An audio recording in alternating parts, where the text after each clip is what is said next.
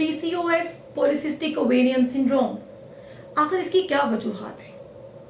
इसकी मेजर वजूहात में number 1 genetics, ये एक मरूसी बीमारी है। अगर आपकी मदर या आपकी किसी बहन को पीसीओएस है तो आप में बहुत ज़्यादा रिस्क है।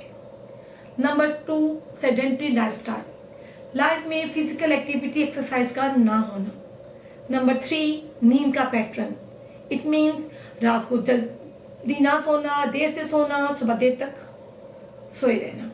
नींद का पैटर्न भी एक वजह है। नेक्स्ट रीजन है डाइट।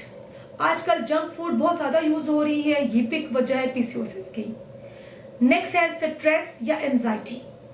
आज की लाइफ में बहुत भाग दौड़ है तो स्ट्रेस भी एक एलिमेंट है। जेनेटिक्स, सेडेंटरी लाइफस्टाइल, डाइट, नींद का disturb pattern and stress, these are the reasons of PCOS.